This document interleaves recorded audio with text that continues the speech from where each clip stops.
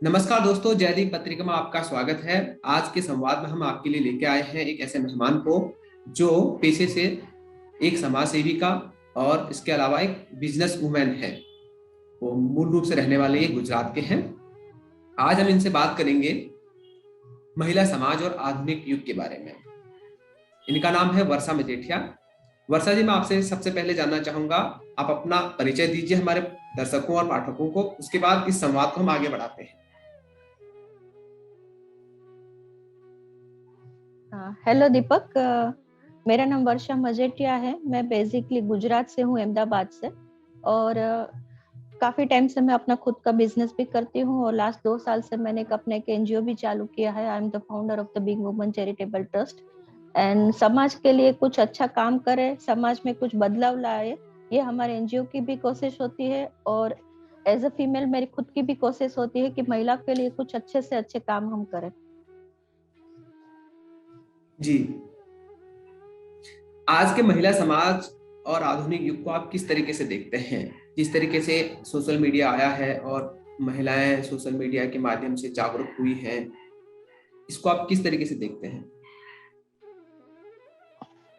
देखा जाए तो जो बदलाव का हम बात कर रहे हैं, जो समाज में चेंज आ रहा है उसकी हम बात कर रहे हैं, तो एवरी 10 साल, जैसे 19 की सदी देख लो, अभी 20 की सदी, अभी 21 की सदी देख लो, तो समाज में कुछ ना कुछ बदलाव आते रहे। पर उसके साथ हम कितना पॉपअप करते हैं, उसके साथ हम कितना आगे बढ़ते हैं। और जहां हम महिलाओं की बात करें तो आज सोशल मीडिया पे बहुत सारे साइट्स खुल गए हैं। फेसबुक है, इंस्टाग्राम है, व्हाट्सएप है, टेलीग्राम है। बहुत सारी ऐसे ऐप है कि जिसके थ्रू हम सब एक दूसरे से नेटवर्किंग, इसको बेसिकली कहते हैं नेटवर्किंग साइट ही बोलते हैं। पर एज अ बिजनेस वुमन आप अपना प्रमोशन कर सकते हो। एज अ कनेक्टिविटी बढ़ाने के लिए, नेटवर्किंग बढ़ाने के लिए है, आप क्या हो, आपकी आइडेंटिटी दिखाने के लिए आप ये सब सोशल मीडिया यूज कर सकते हो। उसमें देखा जाए तो अभी के दौर में, अभी आप रेशियो निकालो तो फेसबुक पे 60% फीमेल यूज करती है फेसबुक। इंस्टा देखा जाए तो यंगस्टर में देखा जाए तो इंस्टा बहुत यूज करते हैं यंगस्टर, जिसमें भी महिलाओं का रेशियो बहुत ज्यादा है। बहुत सारे दूसरे भी ऐप है, टेलीग्राम देख लो, स्नैपचैट देख लो, या फिर यंगर्स की बहुत सारी ऐप है। पहले के टाइम में क्या था, बदलाव की बात अभी आप बताए तो पहले के ध्यान में हम जो भी नेटवर्किंग करते थे, या जो भी न्यूज सुनते थे, या जो भी हमको लेटेस्ट माहिती मिलती थी, वो सब टीवी हमारे पास एक ऑप्शन था, और उसके बाद रेडियो ऑप्शन था, और उसके बाद चालू हुआ ईमेल। धीरे धीरे यूट्यूब चालू हुई, यूट्यूब बहुत टाइम से चालू रही थी। उसके बाद अभी धीरे धीरे सोशल मीडिया की और एप्लीकेशन इतनी सारी आ गई है कि जिसके थ्रू हम अपना बिजनेस भी प्रमोट कर सकते हैं, हम अपनी आइडेंटिटी भी बाहर ला सकते हैं। और ये सब नेटवर्किंग ऐसा है कि अगर आप उसका अच्छे से यूज कर लो और अच्छे से सीख लो तो बहुत ही सेफ भी होती है, और बहुत ही उसमें से आपको नॉलेज भी मिलता है। साथ में महिला के लिए देखा जाए तो पेंडेमिक समय से हम देख रहे हैं कि जो पेंडेमिक समय पे हमारा ऑल ओवर वर्ल्ड में जो लॉकडाउन हुआ, जो सब बंद हुआ, वहां सोशल मीडिया बहुत ही एक्टिव रहा। एजुकेशन में देखा जाए तो एजुकेशन में भी सोशल मीडिया आजकल बहुत एक्टिव रहा है कि बच्चों को ऑनलाइन पढ़ाई भी सोशल मीडिया के थ्रू मिली है। तो रिवॉल्यूशन आता है हर 5-10 साल के बाद में, उसके साथ हमें पॉपअप करके आगे बढ़ना चाहिए। और जहां महिलाओं की बात करें तो महिलाओं में पहले से देखा जाए तो कंपेरेटिव अभी महिला बहुत क्षेत्रों में आगे है। हर एक क्षेत्र में महिला है, आर्मी में महिला है, बिजनेस हर एक कैटेगरी में महिला है। उसके साथ आजकल तो हम देख रहे हैं कि ड्राइविंग साइड पे भी बहुत सारी महिला आगे आ गई है। ऑटो रिक्शा चला रही है, गवर्नमेंट की जो बस सर्विस है वो चला रही है, बीआरटीएस चला रही है। उसके साथ महिलाओं का जो अर्निंग है वो भी आज इक्वल हो गया है। आज फैमिली लाइफ में आप देखा जाए तो अगर मेल और लेडीज दोनों साथ में मिलकर अगर काम करते हैं और दोनों की इनकम आती है, तो हम एक लाइफस्टाइल को एक अलग नजरिए से, अलग मुंह दे सकते हैं, अपने बच्चों की परवरिश अच्छी कर सकते हैं। तो हर एक क्षेत्र में बदलाव तो बहुत जरूरी है। और स्पेशली महिलाओं का देखा जाए तो महिलाओं को हर एक क्षेत्र में आगे बढ़ना चाहिए।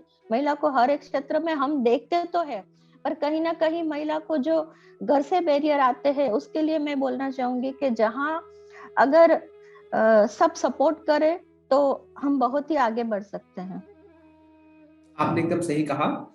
मैं ये जानना चाहता हूँ, एक समाज सेविका के रूप में महिलाओं के अंदर क्या डर रहता है सोशल मीडिया को लेकर या समाज को लेकर, उन चीजों को आप हमारे सामने रखिए और भी लोग जान पाएंगे कि महिलाओं के अंदर क्या किस प्रकार का डर रहता है और कैसे वो आगे बढ़ने से डरती है या घबराती है। सोशल मीडिया पे डर की बात तो ये है कि बहुत सारे फ्रॉड होते हैं। न्यूज चैनल और रेडियो वगैरह, न्यूज़पेपर वगैरह में जो भी लेख वगैरह आते हैं, उससे कहीं ना कहीं फीमेल थोड़ा डर भी जाती है कि मैं ये यूज करूंगी। बेसिकली फीमेल के फोटोग्राफ्स बहुत सारी जगह चले जाते हैं। तो सोशल मीडिया का जो देखा जाए तो बेसिक फियर है, अपनी प्राइवेट लाइफ है जो बाहर डिस्क्लोज हो जाती है और वहां से लोग उसका फायदा उठा जाते हैं। पर अभी उसके साथ सिक्योरिटी भी इतनी आ गई है, हर एक ऐप में इतनी इतनी सारी सिक्योरिटी है कि आप सब अपनी प्रोफाइल लॉक कर सकते हो। आप सेटिंग में जाके अपने पिक्चर्स वगैरह स्क्रीनशॉट अगर कोई ना ले सके ऐसा सब डाल सकते हो। तो सोशल मीडिया पे बहुत सारी चीज है जिसका अगर हम अच्छे से यूज करें, प्रॉपर यूज करें और उसकी सिक्योरिटी के साथ यूज कर सकते हैं, तो मुझे नहीं लगता इसमें कुछ गलत बात है। उसके साथ डिजिटल वर्ल्ड अभी आगे बढ़ रहा है। डिजिटल वर्ल्ड में आप जहां भी देखो, पहले जो लग्न की पत्रिका आती थी, पहले इनविटेशन पत्रिका आती थी, पहले हर जगह हमको किसी को इनविटेशन देना हो तो हम एज अ पत्रिका उन लोगों को आमंत्रण देते थे। अभी सब डिजिटलाइज हो गया है। अभी व्हाट्सएप इतना फेमस हो गया है कि किसी को कुछ भी अपने बारे में बताना है तो व्हाट्सएप पे उनकी प्रोफाइल देख सकते हैं। व्हाट्सएप पे उनका पूरा बिजनेस अकाउंट अभी खुल गया है व्हाट्सएप में।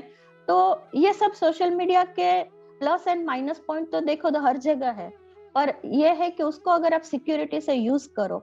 और महिला को डरने की ऐसे तो मुझे नहीं लगता। मैं काफी टाइम से सोशल मीडिया यूज कर सकती हूँ, मैं काफी टाइम से बैंकिंग वगैरह यूज करती हूँ। मेरे साथ तो कभी ऐसा फ्रॉड नहीं हुआ है। तो अगर आप चाहो तो उसको प्रॉपर वे में यूज करो, सिक्योरिटी के साथ यूज करो, उसके जो भी प्राइवेसी है वो सब यूज करके आप करो, तो उसमें कुछ गलत नहीं है। और डरने वाली तो उसमें कुछ बात है ही नहीं अगर प्रॉपर गाइडेंस है तो। सही कहा आपने। वर्षा मजेठिया एक बिजनेस वुमेन, एक सामाजिक कार्यकर्ता, एक लेखक को आप किस तरीके से देखते हैं? क्या आप मतलब सामाजिक कार्यकर्ता के रूप में, एक बिजनेस वुमेन के रूप में और एक लेखक के रूप में आप अपने आप को किस तरीके से देखते हैं आप? मैं अपने आप को हर तरह से देखती हूँ। मुझे लगता है कि जैसे बिजनेस की बात बोलो तो बिजनेस काफी टाइम से मेरा फैमिली बिजनेस है, वहीं पे मैं इन्वॉल्व हूँ। और बिजनेस से भी मुझे बहुत सारी लर्निंग मिली है, बिजनेस से मैं बहुत सारा सीखी हूँ।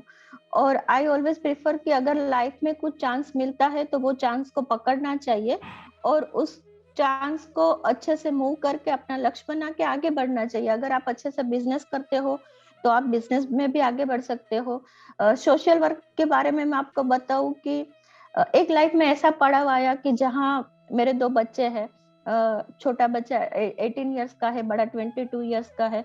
तो जहाँ मैं उसकी रिस्पॉन्सिबिलिटी से फ्री हो गई तो मुझे लगा कि चलो हम अपने घर के लिए, फैमिली के लिए तो सब कुछ करते ही है, पर मुझे एक चांस मिला है कि जहाँ मैं अपनी रिस्पॉन्सिबिलिटी से फ्री हुई हूँ तो मुझे समाज के लिए कुछ करना ही चाहिए। और इसके लिए मैं स्ट्रांगली बिलीव करती हूँ कि अगर आपके पास दिन में 1 घंटा या 2 घंटा या आधा घंटा है तो आपको कुछ ऐसा तो काम करना ही चाहिए कि जहां आप दूसरों को हेल्पफुल हो। आपको अगर बहुत दूर नहीं जाना है तो आप अपने नेबरहुड में भी कुछ चेंज ला सकते हो। आप अगर एजुकेटेड हो तो आप आजू बाजू वाले बच्चों को एजुकेटेड कर सकते हो। आपके पास जो भी स्किल है, आपको अगर एक कुकिंग आती है तो आप दूसरों को कुकिंग सिखाओ। एज अ फीमेल अगर एक फीमेल दूसरी फीमेल का हाथ पकड़ेगी तो डेफिनेटली ये महिला का जो आज का टॉपिक है ना, वो टॉपिक ही कभी नहीं आएगा। क्योंकि आज भी अभी 8 मार्च को वुमेन्स डे सेलिब्रेशन हो रहा है और मुझे नहीं लगता कि वुमेन्स एम्पावरमेंट की जरूरत है। अगर एक माँ घर चला सकती है, अपने बच्चों को चला सकती है, और फीमेल में तो एक ताकत होती है कि फीमेल को अगर आप रेशनिंग की बात करो तो आप उसको महीने का रेशनिंग दे दो तो फीमेल को पता होता है कि 30 डेज में मुझे ये कैसे सर्वाइव करना है। तो जो फीमेल अपना घर सर्वाइव करके उसको आगे बढ़ा सकती है, वो समाज में भी आगे दूसरों को भी ला सकती है, समाज में बदलाव भी ला सकती है। और हर एक कैपेसिटी है, बस वो अपनी कैपेसिटी, अपनी स्किल को बाहर निकाल के आगे बढ़ने की बात है। थर्ड क्वेश्चन आपका था लेखक के बारे में।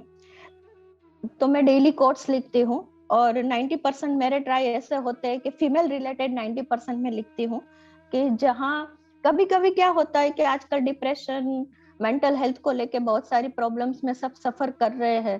तो मैं अपने एक्सपीरियंस से या मैं अपने आजू बाजू में जो चलता है उसको नजरिया देखते हुए कभी कभी मेरे दिमाग में एक दो लाइन आ जाती है, जिसको मैं मैक्सिमम ट्राई करती हूँ कि उसको एक अच्छा थॉट्स बना के दूसरों के सामने प्रेजेंट करूँ। तो कभी कभी क्या होता है कि किसी की कही हुई एक बात भी अगर हमारे दिमाग में आ जाती है तो हो सकता है कि हमारे में कुछ चेंज आए। कभी कोई ऐसी सिचुएशन आ जाती है कि जहां हम कहीं अटक रहे हैं और कोई अच्छा सा थॉट्स हमने पढ़ लिया तो हमारे में कुछ चेंज आता है। अगर हम पहले की बात करें दीपक, अभी स्कूल में जब हम लोग जाते थे तो क्या होता था, स्कूल में एंटर करते ही पहले नोटिस बोर्ड था कि जहाँ डेली थॉट्स लिखे होते थे। स्वामी विवेकानंद जी को ले लो, अभी अब्दुल कलाम जी को ले लो, गांधी जी के ले लो। तो वो सब क्या थे, वो सब अपने एक्सपीरियंस और अपने नॉलेज से हमें एक सेंटेंस में कुछ बताते थे कि जहां हम अपनी सोच को बदल सकते हैं। तो मैं अपने आप को हर जगह देखती हूँ, बिजनेस वुमन भी देखती हूँ, एज ए लेखिका भी देखती हूँ, एज ए सोशल वर्कर भी देखती हूँ। और आज के आपके ये जयदीप पत्रिका के माध्यम से मैं बताना चाहूंगी कि हर एक फीमेल को अपनी हर एक जगह देखनी ही चाहिए। अगर आप में थोड़ी बहुत भी स्किल है तो उसको लेके आगे बढ़ो और कुछ ऐसे कार्य करो कि जहां दूसरों के जीवन में भी आप बदलाव ला सको। एकदम सही कहा आपने। एक महिला होने के नाते आपने किस प्रकार के संघर्ष सहे हैं, क्या आप बता सकते हैं? जैसे आप बिजनेस करती हैं तो बिजनेस के दौरान बहुत सारे लोग इंसान मिलते हैं तो उनका एक भाव सामने आता है, यार ये स्त्री है, ये महिला है, इसका बस का नहीं है, ये नहीं कर पाएगी, इस तरीके से देखते हैं। तो उन संघर्षों के बारे में थोड़ा सा आप बताइए, किस प्रकार का आपने संघर्ष सहे हैं और किस प्रकार के संघर्षों का आपने सामना किया है?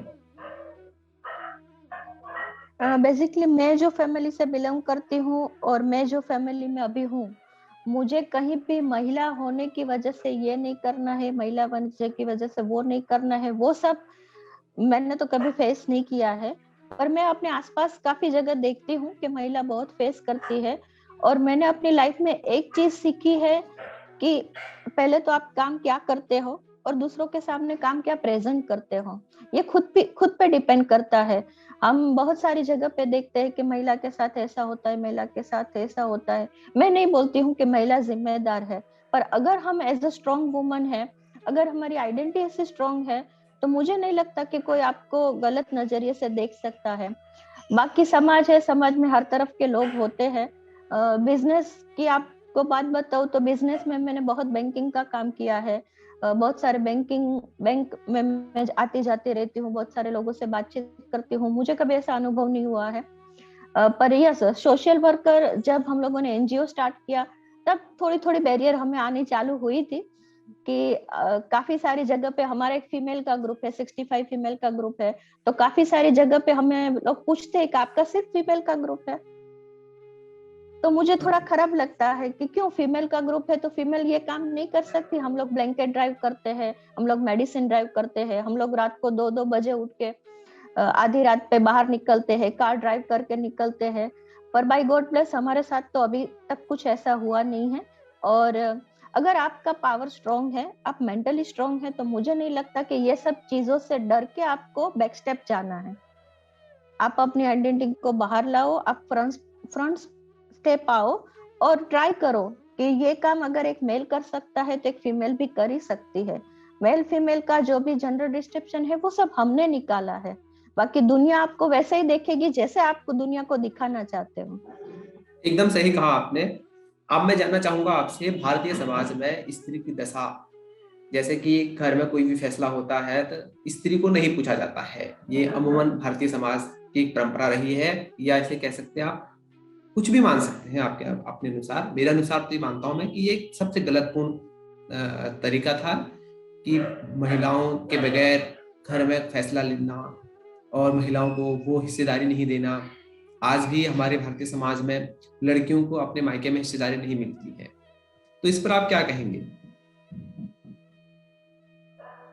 भारतीय समाज की संस्कृति और महिला समाज का वहाँ क्या स्थान है, उसके लिए मैं एक चीज कहना चाहती हूँ कि मैंने दो तरह के पड़ाव देखे उसमें। एक पड़ाव यहाँ ऐसा है कि जहाँ पुरुष प्रधानी है, कि जहाँ हर एक फैसले, जो बड़े बड़े फैसले होते हैं वो पुरुष ही करते हैं। और एक समाज ऐसा है कि जहाँ दोनों को इक्वालिटी मिली है, कि घर में कुछ भी एक छोटी मोटी चीज भी लेनी है तो हस्बैंड वाइफ साथ मिलके जाते हैं, साथ मिलके देखते हैं। जहाँ हम बेसिक थिंग्स की बात करें तो वहाँ मुझे लगता है कि महिला को प्रायोरिटी मिलती है। पर यस, जहाँ प्रॉपर्टी डीलिंग होती है, जहाँ बड़े फैसले होते हैं, और स्पेशली गर्ल चाइल्ड को लेके आज बहुत सारी जगह पे देखो कि पहले जैसा था कि एक बेटा एक बेटी, हमारा परिवार छोटा परिवार, पर आज वो भी चेंज हो गया है। आज एक बेटी है तो उसके पेरेंट्स भी प्राउडली कहते हैं कि मेरी एक बेटी है। तो ये जो महिला और पुरुष प्रधान की बात है, वो मुझे लगता है कि अभी हमारे जनरेशन में थोड़ा भी दिखता है, पर आगे की जनरेशन में मुझे नहीं लगता कि हम इंडिया में भी ये देखें। पुरुष प्रधान की बात है तो काफी सारी फैमिलीज में मैंने ऐसा देखा है कि महिला आगे होके आती ही नहीं है।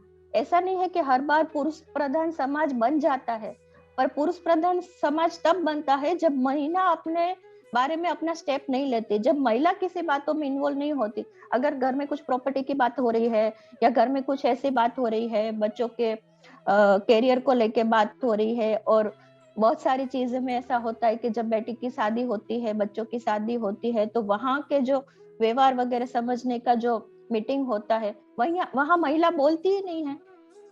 तो महिला जब नहीं बोलती तो पुरुष प्रधान आगे होके हो ही जाता है। पर अगर महिला सब में इन्वॉल्व होगी, महिला सब में कोशिश करेगी, महिला समझ में सबको समझने में ट्राई करेगी। आजकल डिजिटल वर्ल्ड में भी देखो, हर एक चीज आप यूट्यूब या सोशल मीडिया के जरिए सीख सकते हो। आपको अगर नहीं पता है तो आप थोड़ा सर्चिंग करो, थोड़ा नेटवर्किंग करो। पुरुष प्रधान समझ कब होता है कि जब महिला को बैठने की आदत हो गई है।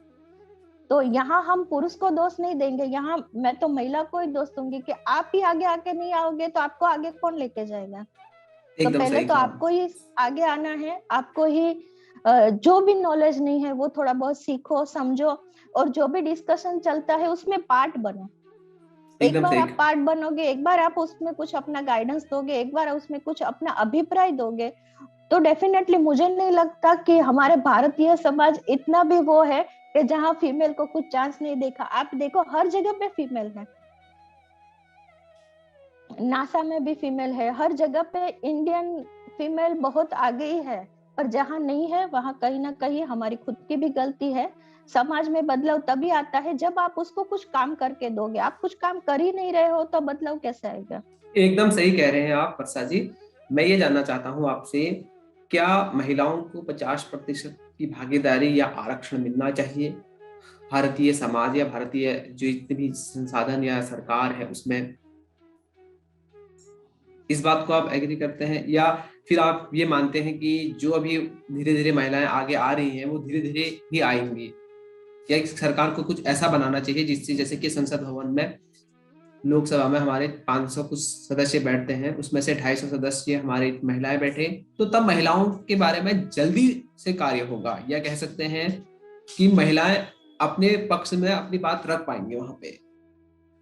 आज भी बहुत सारी पार्टियां, ये क्वेश्चन बहुत सारी राजनीतिक पार्टियां हैं या बहुत सारी कंपनियां हैं जहां पर महिलाओं को मतलब वो दर्जा नहीं मिल पाया है जो मिलना चाहिए।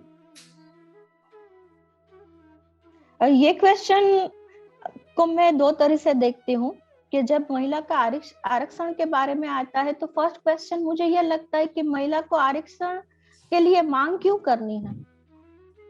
क्या आज भी हमारा समाज पुरुष प्रधान है कि महिला को ये मांगना पड़ रहा है? क्यों मांगना मुझे पड़ रहा है? मुझे हमारे मुझे में व्यक्तिगत मुझे व्यक्तिगत तौर पर ऐसा लगता है कि महिलाओं को आरक्षण की जरूरत है, इसलिए है क्योंकि जब तक आप महिलाओं को बराबरी की हिस्सेदारी नहीं दोगे तो समाज उन्हें दबाने का प्रयास करता रहेगा, क्योंकि ये वर्षों से भारतीय समाज में होता आया है। महिलाओं को ये बोला जाता है कि तुम कमजोर हो, तुम घर की इज्जत हो। क्या सिर्फ महिलाएं नहीं ठेका ले रखा है घर की इज्जत को संभालने का या घर को बनाने का? पुरुष की क्या जिम्मेदारी है? मेरा खुद का ही मानना है। अब मैं आपसे जानना चाहता हूँ कि हाँ, क्या महिलाओं को मेरा यही 50% था की कि हिस्सेदारी मिलनी मेरा चाहिए। यही था कि महिला को मिलनी ही चाहिए 50% को मैं ऐसे लूंगी कि वो हमारी टकावारी क्यों हम बताए, हमको बराबरी मिलनी चाहिए। अगर 100% है तो उसमें 50% कोटा हमें मिलना चाहिए, अगर 1000% है तो हमको 500% मिलना चाहिए। और ये हमें मांगने की जरूरत क्या है? हमारी सरकार क्या इतनी कमजोर है कि हमें ये मांगना पड़ रहा है? हमारी सरकार को सामने से आगे हमारे लिए ये फैसला करना चाहिए कि जितनी भी आरक्षण की सीट है वो 50% महिला के लिए होनी चाहिए। और जहां हम देखो तो आज से 19 की सदी में जहां इंदिरा गांधी प्रधानमंत्री थे, तो मुझे नहीं लगता कि कोई एक ऐसा क्षेत्र है कि जहां महिलाएं नहीं है। जो इंदिरा गांधी जब प्रधानमंत्री थे तो उन्होंने बहुत अच्छा काम किया था। उसके बाद जो प्रधानमंत्री आए, उसके बाद कोई भी फीमेल प्रधानमंत्री नहीं आई है। पर हर एक जगह पे आप देखो, यूपी देख लो, बिहार देख लो, गुजरात देखो। गुजरात में, जहां मैं गुजरात से हूँ, वहां भी आनंदी पटेल सीएम थे। तो महिला तो हर जगह है, पर वहां महिला टिकते क्यों नहीं है, या महिला को क्यों टिकाते नहीं है, ये क्वेश्चन है। और सरकार की बात कही जाए तो सरकार पुरुष प्रधान है या नहीं उसके बारे में मुझे नहीं पता, पर अगर मुझे सरकार से कुछ मांगना पड़ रहा है तो वहां कहीं ना कहीं हमारी सरकार वीक है, हमारी एकदम सरकार कमजोर है। क्योंकि भारतीय महिलाओं में इतनी सारी शक्तियां है, उसको अगर बाहर निकाले तो हमारा देश बहुत सारी जगह पे आगे बढ़ सकता है। बहुत सारे एग्जाम्पल भी सबने क्रिएट किए हैं। हमारी वर्ल्ड रिकॉर्ड ऑफ बुक में देखा जाए तो इंडियन के बहुत सारी फीमेल ऐसी है कि जो बहुत सारे क्षेत्र में आगे है।